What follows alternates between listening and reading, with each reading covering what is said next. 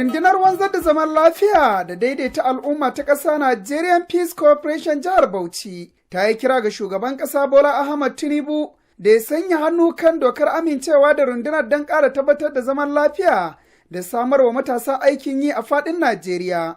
Kwamandan rundunar reshen jihar Bauchi Siyan Abdullahi Inuwa Sambo shi ya bayyana hakan a saƙon fatan alkhairi lokacin bikin Kirsimeti a jihar Bauchi. Muna roƙon mai girma shugaban ƙasa da ya duba mu da idan basira saboda yanayin matasanmu da suke zaune babu abin yi, ya taimaka ya sa hannu a wannan ƙungiya tamu ta Nigerian Peace Corps, ƙungiya ta wanzan da zaman lafiya na ƙasa. CN Abdullahi Inuwa Sambo ya yaba da namijin ƙoƙarin kwamandan rundunar na ƙasa CG Dr. Mustapha Muhammad Abubakar don bayar da horon da ya dace ga jami'an rundunar. Wannan bawan Allah ba abin da za mu ce masa sai dai godiya da addu'a na fatan alkhairi. Wannan bawan Allah ya nufe shi jarumi ne, mutum kuma shugaba wanda yake adali, ya tsaya kai da fata wajen ƙoƙarin zaman lafiya a ƙasar nan da jihohi baki daya.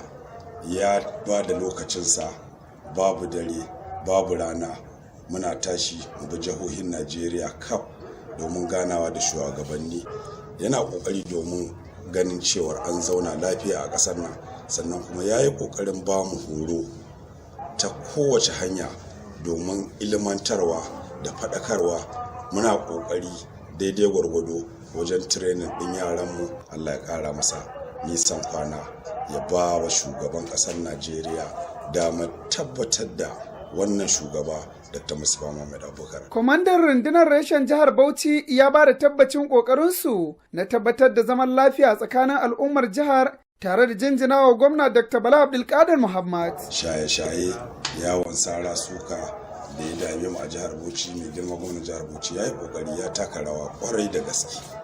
An samu maslaha a jihar Bauchi, yanzu Bauchi ta zauna lafiya ba kamar yadda aka santa da ba. Guraren da tawagar rundunar NPC ta ziyarta a bikin Kirsimetin sun hada da majami'u da kuma wajen taron bukukuwan Kirsimeti don tabbatar da kammala bikin lafiya a fadin jihar Bauchi.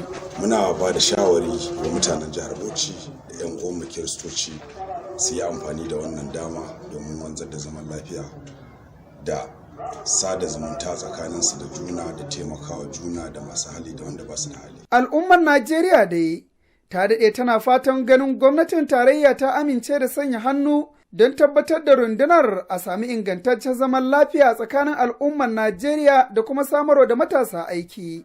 Uzairu Dauda Bunga, Hasken Tauraro TV.